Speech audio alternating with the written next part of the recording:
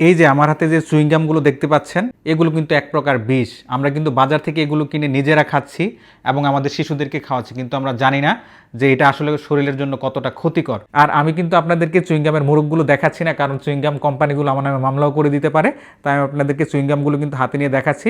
চুইংগামগুলো কিন্তু দুই ধরনের হয়ে থাকে, একটা হচ্ছে প্রাকৃতিক আর একটা হচ্ছে সিনথেটিক। প্রাকৃতিক বা সিনথেটিক দুই ধরনের চুইংগামের মধ্যেই কিন্তু আপনার মাইক্রোপ্লাস্টিক থাকে। একটা চুইংগামের মধ্যে কিন্তু 100 থেকে প্রায় 3000-এর মতো মাইক্রোপ্লাস্টিক কণা থাকতে পারে। মাইক্রোপ্লাস্টিক কি আমি আগে আপনাদেরকে বলছি। আমরা যে বাজারে পলিথিন দেখি, ওয়ান টাইম কাপ বা প্লাস্টিকের যা কিছু তৈরি করা হয় এগুলো কিন্তু মাইক্রোপ্লাস্টিক থেকে তৈরি হয়। আর এই কণাগুলোই কিন্তু চুইংগামের মধ্যে থাকে। আমরা যখন খাই আমাদের এগুলো কিন্তু আমাদের শরীরের মধ্যে প্রবেশ করে। এগুলো কিন্তু আমাদের মারাত্মক রোগের কারণ হতে পারে বা এগুলো কিন্তু মৃত্যু ঝুঁকি বাড়িয়ে দিতে পারে।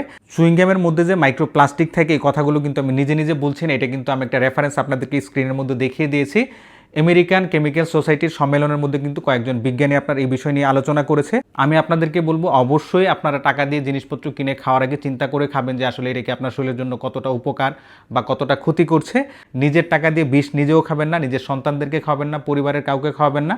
আশেপাশের কেউ যদি বেশি বেশি চুইংগাম খায় তাদেরকে আপনারা এই কথাগুলো বলবেন যে চুইংগামের মধ্যে মাইক্রোপ্লাস্টিক থাকে। মাইক্রোপ্লাস্টিক যে আমাদের দেহের জন্য কতটা ক্ষতিকর এগুলো একটু ইন্টারনেটে ঘাটাঘাটি করলে আপনারা পেয়ে যাবেন। এই ভিডিওটা বেশি বেশি করে শেয়ার করবেন যাতে সকলে সচেতন হতে পারে।